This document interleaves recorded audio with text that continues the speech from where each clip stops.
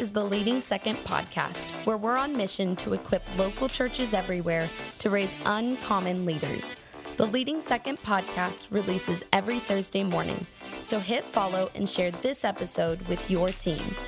Now, let's jump into another episode for all of us who lead from the middle. From the second chair, for the second chair.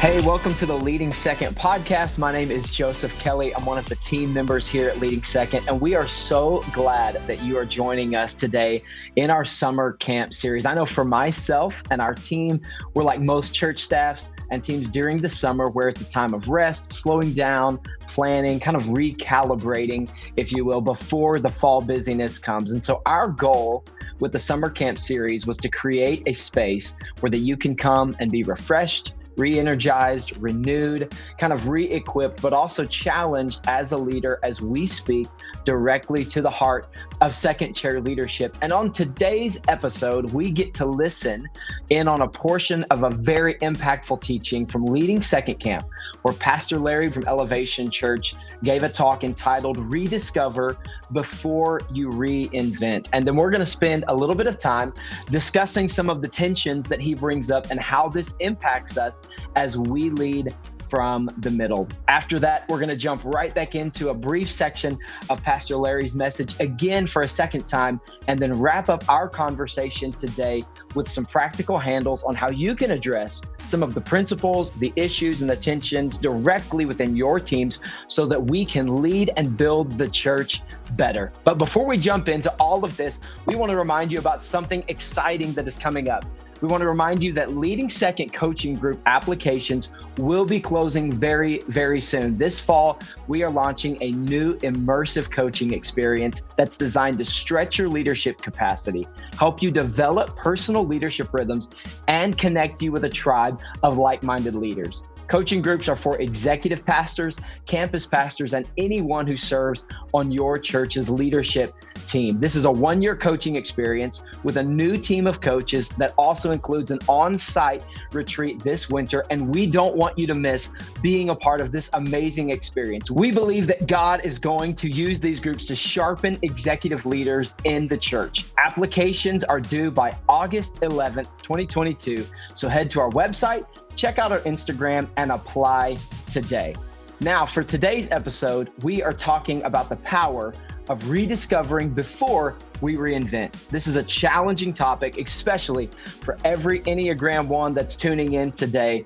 We have to rediscover the spirit of our house before we reinvent the structure within the house. And so we must ask the question, are the decisions that we make and the structures and systems that we build reflective of the spirit that drives the heart of our church? And so I'm excited to jump in and have a conversation about these ideas today with some incredible leaders. First, we want to introduce to you Jen Tribble joining us from Parallel Church. Say what's up to everybody, Jen.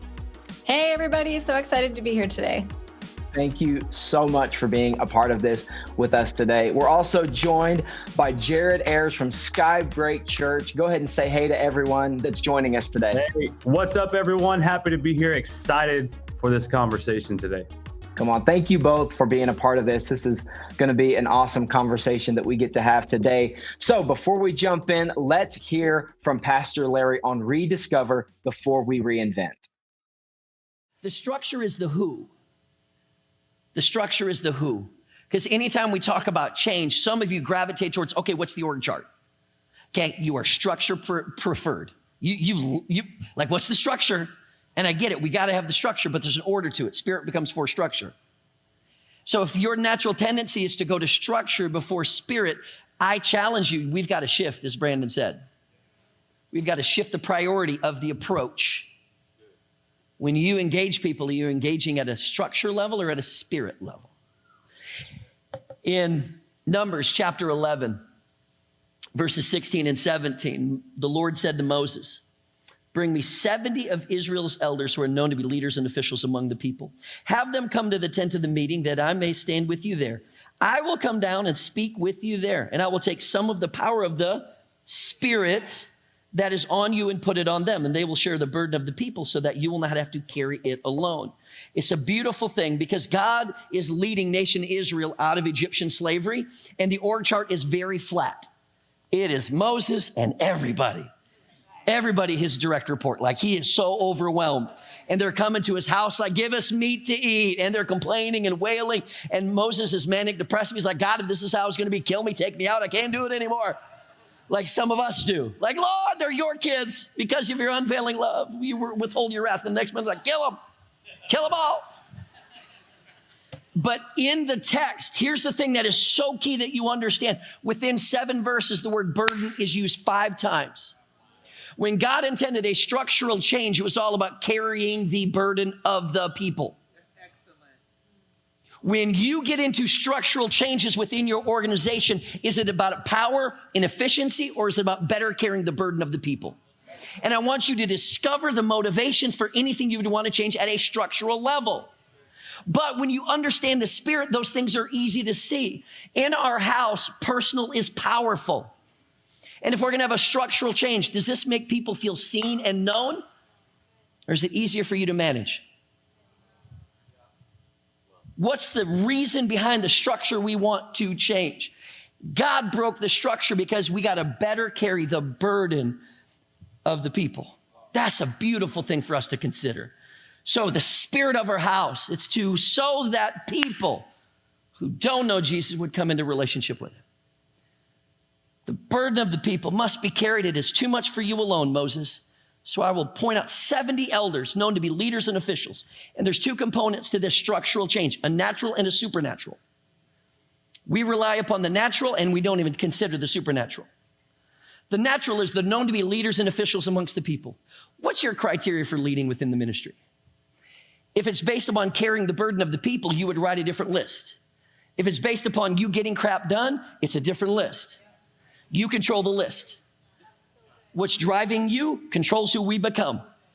And if I see a structure that's burning people out, it's probably the leader it's like the person who's at the bar and it's late and it's closing and I guess she's available. Like, I don't even know. So you'll settle for anybody. And rather than holding out for Mrs. Right, you'll take Mrs. Right now. And we will do that in leadership. Oh, they can get stuff done for me. Yeah, and in 3 weeks, they'll be leading the team by themselves because they're a jerk. Why are you changing the structure? Look at the last 10 structural changes you've had. That will probably be the next 10 unless you do something different. And some of you have people leading up under you that you know that the structural change is all about them getting the job easier. The goal of changing the structure is so that I can take on more responsibility. It's never about me getting my job easier. Now, what's crazy about this, the structure, because the structure for nation Israel, the 270, they would become the religious Sanhedrin, the Jewish Supreme Court.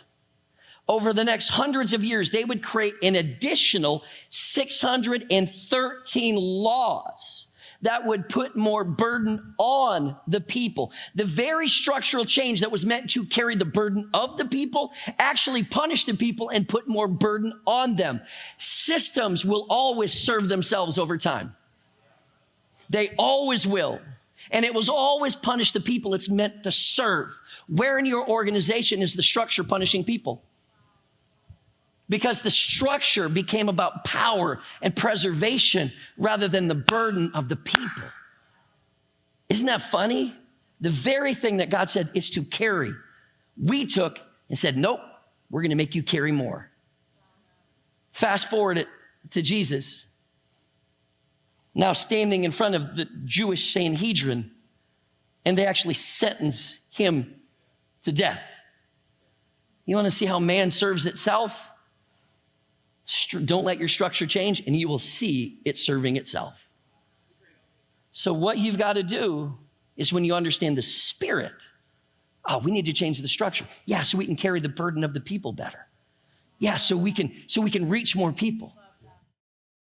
Hey, welcome back from the first section of teaching from Pastor Larry. You know, as second chair leaders, we must always remember that central to our purpose is that of stewardship.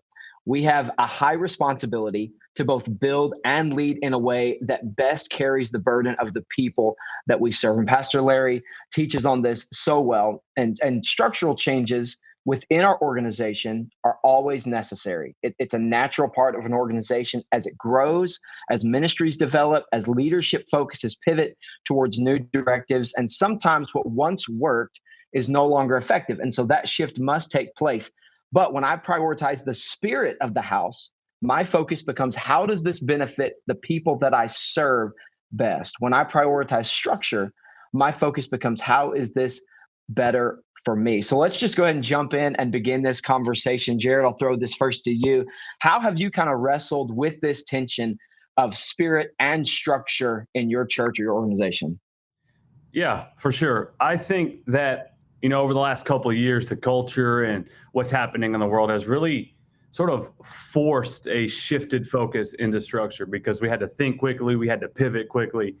And of course, this tension comes when you're trying to be spirit-led. Now, I know a lot of organizations, specifically churches, had to change the way we did things, right? But I want to emphasize that word, the way we did things, because ultimately the why we did things stayed the same, or at least should have stayed the same. And I mean that like this: the Great Commission, right? That's our why. The why is to ultimately see lost people saved.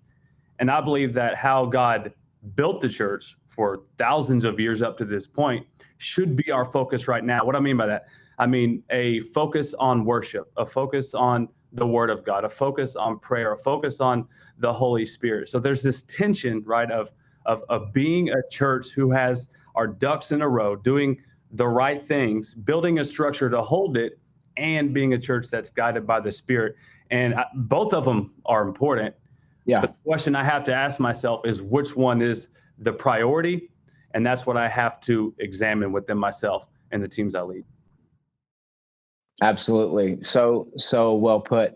And within, I think if every church is honest and every organization is honest, we have to deal with this tension on a regular basis as we constantly strive to get better, as we try to improve the way that we do things. There can always be a tendency, though, to lose sight of the spirit and to shift more towards efficiency, systems, program, because those are manageable. Those are controllable. Those are easy to have metrics on. Is it working? Is it not working? And so, Jen, what would you say in your leadership experience, what are some of the warning signs, maybe red flags that our focus has lost sight of the spirit a little bit and we've become very, very structure or system heavy?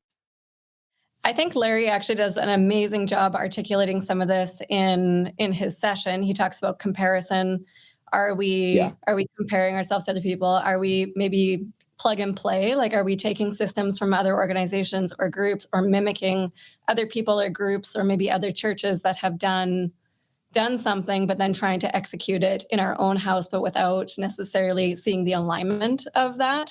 I think when we start to look almost like the grass is greener on the other side and start to pull in systems that aren't necessarily in alignment with the culture and the heart of your house, I'd be mindful of that. I think he really articulates well with watching in meetings for, it would be easier if we did it this way, or it would be easier if we did this language. I think when it comes to when we're constantly in the in and outs of ministry, it's easy for us to end up putting something in place, and it might be successful for a season, and it might be accomplishing the ends that we have in mind at the beginning, but over time that gets eroded. And some of the things that we put in for really great purposes, like at one point we were doing kind of like after events, after our services, and with the purpose of building connections and building relationships with people. But if you do that and it starts to become just another thing that we do, and you're not intentionally building relationships and building connections and facilitating that, then we're just going through the motions. And it might be that task is still happening, but the heart behind it, the culture behind it, the outcomes that had once started kind of gets eroded. And so I think it's one of those things that just being careful and mindful of the language, if you're hearing in our meetings or different things that we're doing, that it would be easier to do an email. It would be easier to maybe just have maybe pass it off. Like if you're a pastor, it might be easy to be like, I'll get another staff member to do that follow-up, but then you're losing the connections, you're losing the relationship opportunities, you're losing sometimes the growth opportunities that come out of those things. And I think it's one of those things. I think comparison is big. I think if we're mimicking and not necessarily bringing something in and evaluating it with our culture and your values as a house. That's so good. One of the things that we always do here when we evaluate a ministry, evaluate a system, is we ask the question, why do we do this? And if the answer is one of those of, well, it's just how we do it, or it's just what we do, or it's just what's always been done. Usually we've become very structure focused, and we've lost sight of the spirit of why we do it. One example, this week, we actually had a meeting for one of our local missions projects that we serve out of our church. And it was brought to the table to let's automate a lot of the behind the scenes stuff, a lot of the way that we process when people come through. Let's just automate it, all of it. And the reason was because it would be more efficient. The problem is that we lose face time with these families. We lose the opportunity to pray with them directly. There's a lot of things that carry the spirit of what we do that gets lost. It would have been more efficient. Maybe we could have served more families in a smaller time frame, but is the impact the same? And so kind of going back to something that you brought up a moment ago, bringing maybe a system or something from the outside, but then bringing it back into alignment within your house. And then I'll kind of throw this, Jen, first to you, and then Jared, I'd love for you to speak to this as well, of how do we bring maybe something that we've seen from another house into ours, but keep that alignment of the same spirit? Yeah, I think one of the things just to be really intentional about is those outcomes that you're trying to achieve. So our church will usually go to conferences each year. Our pastor will send us to kind of go and to pick other teams' brains and to learn from other churches. And we did this for quite a few years. And we'd always come back with something. And me and my husband also are involved in service programming. And so we'd always come back with some fun kind of opener idea or something that would work like within service programming or the context of it. And we've done some pretty fun ones. We've done the big openers. We've done the funny openers. Sometimes those are hit and miss. And what worked in a conference setting doesn't always work on a Sunday morning in our churches. And we've learned that the hard way. But I think you go to a conference and you see a big opener, and then you try to bring it back home and do it. And sometimes it works and sometimes it flops. But you have to know the intentionality piece behind that. The whole purpose of doing openers is to get engagement and to get people disarmed so that they're not coming in with all this heaviness. They're laughing and they're getting tuned into the service right from the very beginning. So by the time pastor comes up to preach, the room's already been set. That temperature has been the room is ready to receive the message. And I think it's very easy to go somewhere and to see something and be like, oh yeah, we need to do that. But then you don't have the same level of musicians. You might not have the same budget. You might not have the same resources that those teams have to implement it. And then you do it and it kind of falls short of, sometimes it can fall short of the original. And I think with Larry, when he was talking about the mimicking side of it, it's so easy for us to be like, yeah, like we went to this conference and we executed it, but we didn't execute it to the same level of excellence. And we wonder why at the end of the day, we don't feel like it hit home. But that wasn't necessarily something that was, it was created for a conference and it was created for a time and a season. And then we try to put it into our services and wonder why it doesn't land the plane. And I think keeping in mind your objectives early on and being like, okay, we need to make sure that people walk away engaged, and that kind of set the tone for our pastor so he can come up and do his job. And I think that's just one, but there's so many times when we've looked at even New Here systems or volunteer systems and things and tried to execute them without the same level of buy-in, maybe research, understanding our culture and our people and where they're at. And then we think the system's going to solve the problems. Yeah. When in actuality, you're probably masking them or putting a Band-Aid on it because It seems more efficient or more effective than it actually is. Yeah, that's so good. Jared, can you kind of speak to that as well, where we're trying to bring, something from the outside, but making sure, it stays in alignment with your heart, your spirit of the house? Yeah, not a whole lot to add on because that was spot on. But I think I heard a pastor one time, he said, God gave you eyes, plagiarize, right? There's nothing new under the sun. And so I think a lot of times, and I'm guilty of this, I'll go to a conference and I'll get all fired up, like, we're throwing out the playbook and we're starting over. And everyone who wasn't at the conference is like, what? So we come in with good intentions, but we cause disunity, maybe division, maybe just a lack of communication, and people are on different pages. And so while I think it's important, I mean, obviously to look at what's working at other churches, because obviously it's working. Kind of what you were saying, how do you fit that into your objectives, your vision, your mission? Just an example, we've kind of adopted some of the Highlands model when it comes to small groups. Now they have like 8 hubs, but we're not at the place right now where we're ready to facilitate 8 hubs. So we narrowed it down to 4, and you got to work it through your vision, through your mission, and your values. And so that way it doesn't come out scatterbrained and doesn't make any sense to the people you're trying to explain it to. So really spending time on the back end, setting it up, not just coming in and sweeping change everything and leaving people confused, right? So that's important, I think. Yeah, that's so good. One of the things that Pastor Larry talked about so well was kind of criteria for leadership. When we talk about the tension here between spirit and structure, he says, for us, especially that lead from the middle, that we control the list of what's expected out of leaders, that if we were to make a list for, a leader with their job being to carry the burden of the people, we would have one set of expectations, where if it's a leader, we just want you to get stuff done, that list would look completely different. So for those of us who do have oversight over other leaders within our organization, how do we do a good job of balancing the expectation? Because both is needed, right? Like we have to serve the people within our church, but we also have to get stuff done. Like the job has to be accomplished. So how do we balance that well? Yeah, this really spoke to me because look, I am a get crap done kind of person. Like if my to-do list has boxes that aren't ticked, I'm upset about it. So I kind of have like this, nobody cares what you did yesterday, work harder today kind of mentality. So I get it. However, if my getting things done isn't walking hand in hand with the burden of the people, well, then I've missed it. I'm just busy, right? You ask anyone how they're doing, odds are they're going to say something like, I'm busy. Well, sorry, I asked. Our pastor says all the time, like, if you find yourself constantly being busy, you may not be doing too much. You may just be doing too much that doesn't matter. And so, like, at the end of the day, right, we have to get stuff done. But the first filter that I want to look through, and again, I'm talking to myself because this is something I'm working on, is I got to be looking through the filter of carrying that burden for the people. Because like you said, I have the expectation for both. Like our teams, we're going to get crap done. Yeah. But again, it's about priority. Like we are God's church. We are the bride of Christ. Yeah. Right. Every person that comes into our doors is a person that God is crazy about and that he's madly in love with.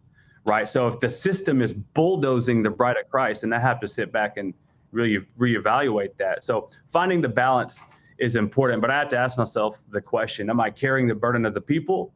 Am I making those that I lead, am I making their life better?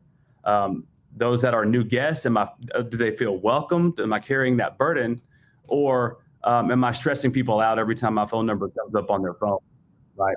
And one thing that I think is important in my life too, I've been working on this and I don't want to overlook it, is am I praying that prayer, right? God, break my heart for what breaks yours. Yes. Like, am I doing the things in my own time with God, in my quiet time, that make me sensitive to God's voice?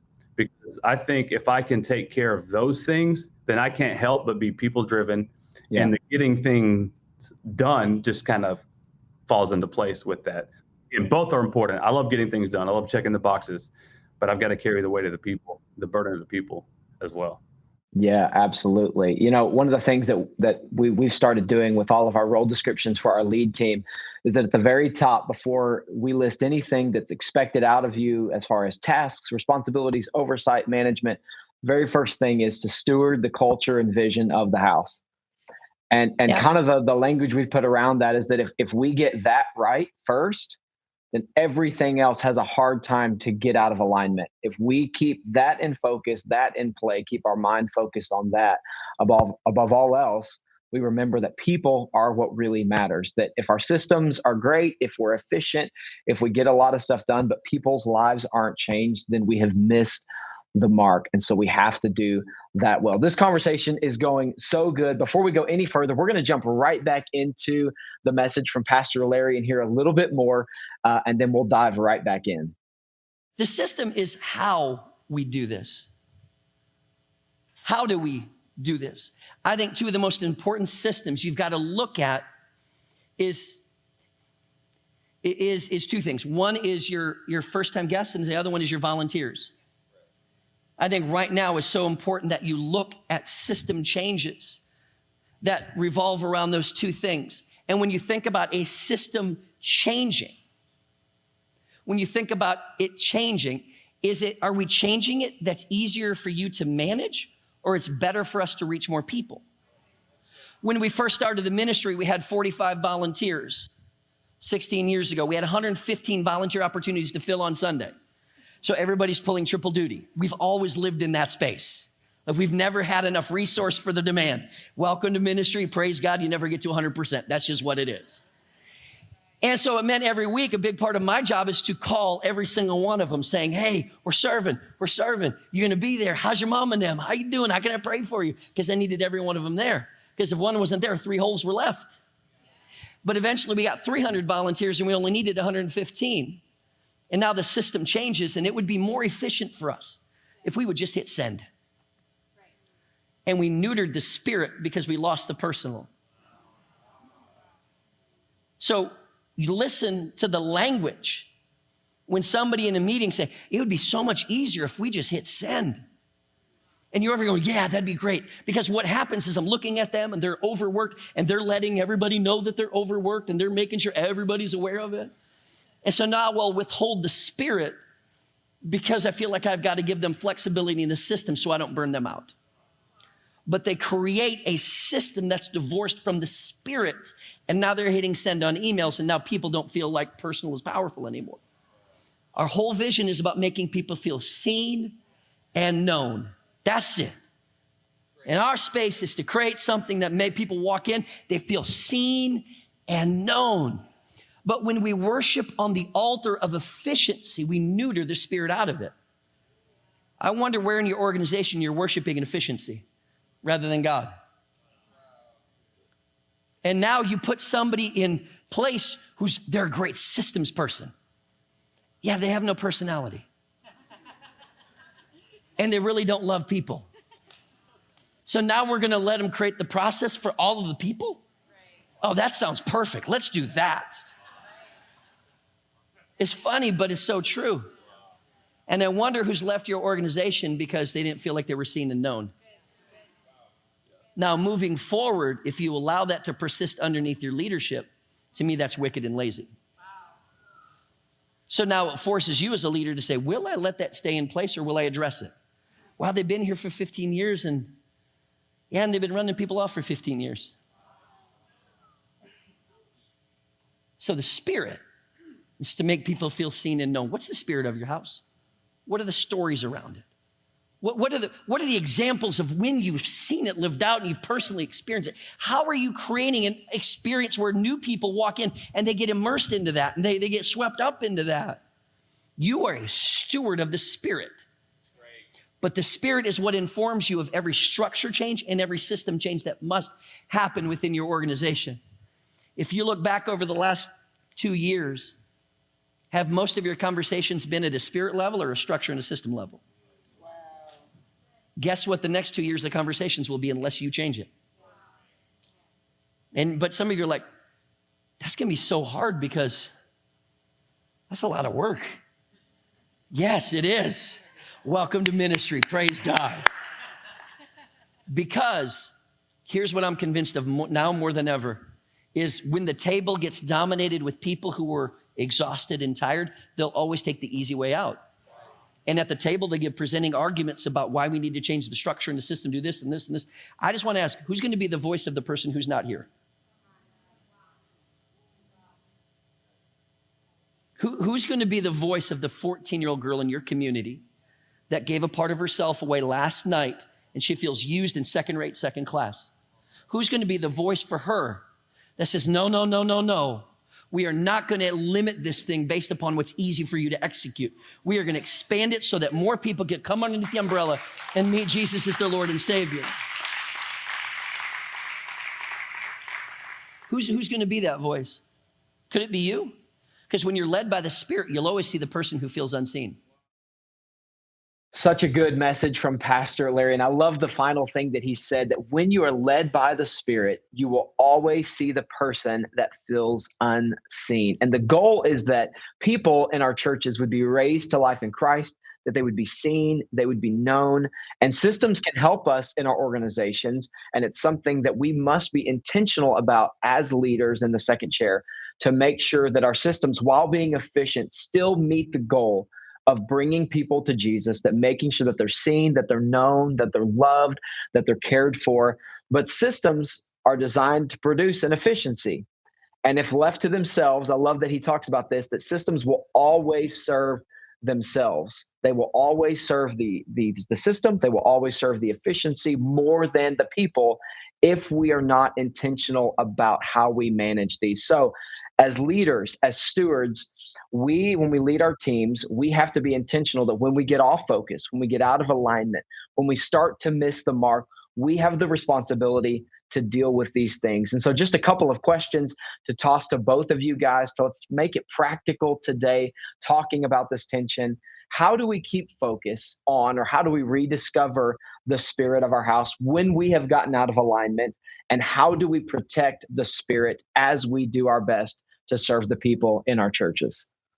Yeah, I think it's so important that this is a constant awareness and tension to manage in our ministries. I know for my teams personally, when we're working through this kind of stuff, it's important that the tasks get done, but it's so much more important that people understand their why and why they're doing what they do. And I think we spend a lot of emphasis, especially when it comes to staff members or working with volunteer leads or team leads. We're constantly evaluating the tasks. We're not necessarily evaluating their understanding and their purpose and how that drives into their role descriptions. When it comes to mentoring sessions, Pastor Larry was saying you need to ask better questions. And I agree with that. I think, and a lot of times when we're mentoring young leaders or mentoring people on our teams, we're trying to help them grow and become who God's created them to be in their own unique way and what they bring to the table. But it does need to come to alignment with where the culture and the vision and the heart of your church is. And when people are, I think, wrestling through those things and trying to figure out, I have a task list 100 miles long, but I have a person sitting in front of me who's going through something relationally, and they need that ministry time or that attention from their leader. Hands down, attend the person who's in front of you and what they're going through. And for me, at the end of the day, the task list, it does have to get done, but we're systems are just tools and structures are just tools, and we can't treat people as if they're the tool to get it done. We have to invest in our leaders. We have to invest in the people that are in front of us. And it's almost unfair for us as leaders to hold them to an account for the task list if we're not actually investing into them personally and investing in those relationships and helping them grow into the people that they need to be. I think we can only hold accountability so far when it comes to we have other things like character development, we have leadership development, and the ability to give them the tools and resources and things to help them grow. And sometimes we're so hyper-focused on the tasks that we will dismiss somebody because they didn't get the job done, but we didn't actually spend the time equipping them, resourcing them, or developing them into the person who is going to take the vision, understand the vision, and execute it. And sometimes when it comes to execution, we'd be like, okay, we're going to do this after party on Sunday kind of thing. So we're going to have stuff out on the patio and everyone's going to mix and mingle and that's going to be a good time. And the party gets executed, but we didn't think through the lens of, did anyone make a friend? Did anybody actually connect with someone? Did anyone have a chance to speak to one of the pastoral staff? Did anyone invite them back next week? And some of those things that get missed in that process. And so I think when it comes to aligning with getting the structure to come in alignment with the heart, we need to take a step back sometimes and just reevaluate what we're doing, why we're doing it, and make sure that goes and seeps into the next levels of our teams. It's very easy for a visionary or someone to be leading the charge and being like, yeah, we're going to reach 1 million people this year. And then all of a sudden your staff are panicking because they're like, how is that going to happen? But they're so focused on the how and the nuts and bolts that they can't actually, it's hard for them to wrap their brain around sometimes what leaders are asking of them, because they're so caught up in the nuts and bolts and being like trying to work through all the hows that it's hard for them to get their hearts wrapped around the vision. Sometimes I think we find that with our teams, like the efficiency side of it, it does end up being a bit of, I would say, a stumbling block, because we have certain things and objectives that we want. So for example, we do a program here called Shop of Wonders, and it's a Christmas program, and we have families come through, and at the end of the day, we're providing toys for the families that need them for their kids for Christmas. But the whole thing is a process, and we decorate a retail space and we make it shoppable, and we have people dress up as elves and they host them and take them through this whole experience. And I've had pushback on it, like throughout the years, on why don't we make this more efficient? Why don't we have the families come through faster? Why don't we just put them out on tables and have them boy, girl, marked age 14, age 12, instead of letting them come through and just shop?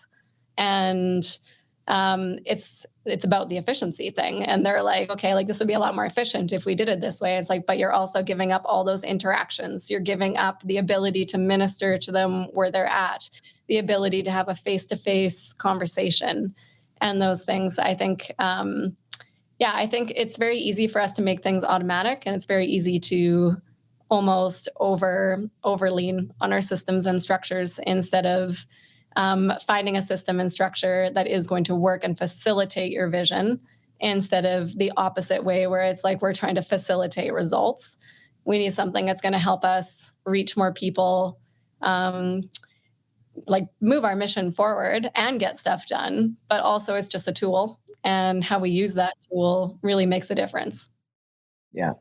Jared, maybe if you will speak directly to this idea and this tension as it regards to leaders under you in your ministries, that when you see a leader that's in your team, that's in your ministry, that you can see maybe the way that they're leading is starting to get off mission, to get out of alignment, that they're carrying the structure, they're carrying the system so well, as Jen said, they're carrying the efficiency well, but they're not carrying the spirit well. What does maybe those conversations look like with those leaders to get them back into alignment? For sure. So one of the things before I ever look externally, I'm like, okay, what is something I could have done differently? So I think it starts with me. Like if I don't have the spirit of the house as a part of who I am, I'm not going to know what to look for. So I got to start there. Second, it just can't be in my words. It has to be who I am. Like I could be really good at reciting back cool slogans, but if it's not lining up with my actions, then it doesn't matter. And people can see right through it. So what I'm trying to say is, in order to like kind of protect that culture and guard the spirit of your house, we have to first display it and be that example of what the spirit of our house is. So people can say, oh, that's how we do things around here, right? Next, it has to be clearly communicated to our teams, right? We can't just assume that everyone knows it. So I would say over communicate it. So when dealing with something directly, a leader who maybe is kind of getting off alignment a little bit or just out of whack a little bit, I would say, I would correct it and correct it fast. I don't want to wait until things have been festering a while before we correct culture, because like ultimately a wound that's left infected, it's not going to heal properly, and it has to be addressed. So do it with grace, do it with truth. And I think when we put the right people in the right places in leadership, they're going to model the spirit of our house. And so you make visible for the entire team, like, hey, this is what we expect. And then just addressing it again quickly, but out of grace and out of love, and kind of just some people, most people aren't malicious or intentional. So just kind of course correcting a little bit when it comes up versus waiting until, quarterly reviews, 2 months from that, taking care of it right then and there. I love that. Hey, this has been an incredible conversation today. Is there anything else that you guys want to add? Maybe kind of some last parting thoughts about this tension of spirit over structure before we wrap up today? I would say get away from your desk, right? Like get out in the lobbies, step out of the media booth or backstage or wherever you're at, look up from your list and see what God is doing in your church, and just ask people, what has God done in your life? Like that is a surefire way to get that spirit back inside of you when you see when what you're doing is working in the lives of other people, then it just helps you kind of keep going. Yeah, I would agree. We're in the people business, and that's what this is all about. We're here to reach people, impact lives, love our communities. And I think it's very easy for us to get caught up in the systems and the structures of things because we almost use that as a crutch to help us move forward. And really, like, we're limping forward. We're not actually sprinting in the race that's ahead of us. We need to, I think, focus on the people that are around us, just like what you're saying. We all got into this because we love people and we love God and we want to see the church move forward. And I think if we focus from there, remember why we started what we're doing, and really help other people understand that. Because when they can refocus and center on that why, that's going to help them no matter what their job description is. If they shift roles, if they move up and down the org chart, or if they're moving from department to department, because that happens in ministry. Sometimes we're asked to serve in areas that it may not even be our skill set, but our pastor needs us to go and serve there. But it's up to us to bring the culture and the mission and the vision when we go into those places. And you can learn the tasks and you can learn the systems and the structure. But we do have to start with that why and start from there, and everything else will come into alignment. That's so good. That's so good. A good reminder that, we didn't get in this to just do the work or the tasks of ministry, but we got in this to serve people and build the church. And the church is people. The church isn't our systems. It isn't our structures. It isn't our efficiency. Our church is the people that make up the body of Christ. And so thank you guys both so much for being a part of this conversation today around carrying the spirit of our house over just our systems and our structure so that we can build the church together. Hey, we want to wish our Leading Second tribe a fantastic rest of your summer. We hope to see you all very, very soon. We'll see you in the next episode. Have a great day.